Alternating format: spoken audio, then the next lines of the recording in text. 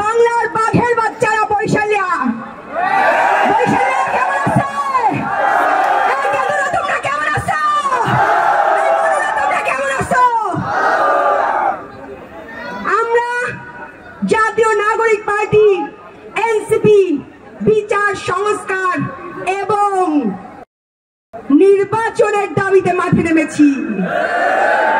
নির্বাচন চাই না আমরা? কখন নির্বাচন হবে? বিচার আর সংস্কারের পরে নির্বাচন হবে। শেখ হাসিনাকে বাংলার মাটিতে এনে দেওয়ার পর নির্বাচন হবে। বাংলাদেশের সংবিধান পরিবর্তনের পর নির্বাচন হবে। আর যারা বিচার সংস্কার চায় না, যারা হাসিনার বিচার চায় না, তারা কি চায়? ক্ষমতা। কারণ ক্ষমতায় কি হয়? পাথর দিয়ে মানুষ যায়। ক্ষমতায় যায় না, এখনই পাথর দিয়ে মানুষ মারছে। এখনই বালুর সিন্ডিকেট দখল করছে, এখনই চাঁদাবাজি করছে, এখনই টেন্ডারবাজি করছে। ক্ষমতায় গেলে আপনার আমার হক মেরে খাবে। ক্ষমতায় গেলে আপনার সন্তানের হক মেরে খাবে। ক্ষমতায় গেলে আপনার সন্তানের রাস্তায় সুস্থভাবে পারবে না।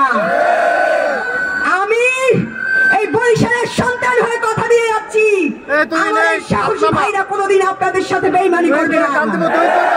এই বরিশালের মাটিতে বেড়ে ওঠা মেয়ে আমি, আমার ভাইরা বরিশালের মানুষের সাথে কোনোদিন বেইমানি করবে না। আমার ভাইরা বাংলাদেশের মানুষের সাথে কোনোদিন বেইমানি করবে না। ইলেকশন কমিশন আজকে আমাদের নিবন্ধন নিয়ে তালবাহানা করছে। ইলেকশন কমিশনকে মনে করিয়ে দিতে চাই, তালবাহানা করলে, পক্ষপাতিত্ব করলে আর মালা দিয়ে ঘুরতে হয়, সেটা আপনারা দেখেছেন।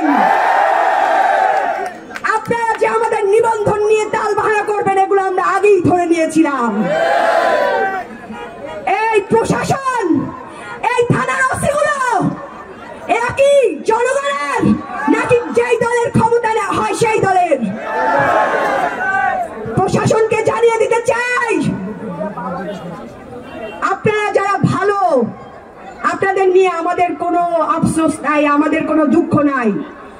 অনেক পুলিশরা এসে বলেছেন তারা তাদের স্যারদের অর্ডারে করতে বাধ্য হয়েছেন। হয়েছে না? বড় বড় স্যাররা অর্ডার দিয়েছে, প্রশাসন পুলিশেরা গুলি করেছে।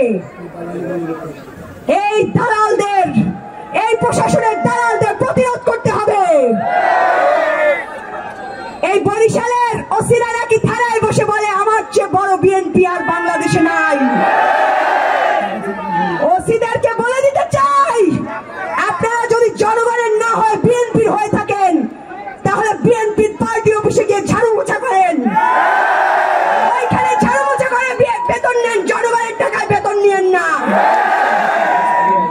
বাংলাদেশের বিচার সংস্কার হবে, নতুন সংবিধান হবে, তারপর নির্বাচন হবে। বরিশালে একটা হাসপাতাল আছে, শেরে বাংলা মেডিকেল কলেজ হাসপাতাল। এই হাসপাতালটা শুধু কাঠামো হয়ে পড়ে আছে। এখানে আইসিইউ আছে, আইসিইউ সেটআপ নাই। এখানে ডাক্তার আছে, সরঞ্জামাদি নাই। এর চারপাশে ক্লিনিকের সিন্ডিকেট আছে।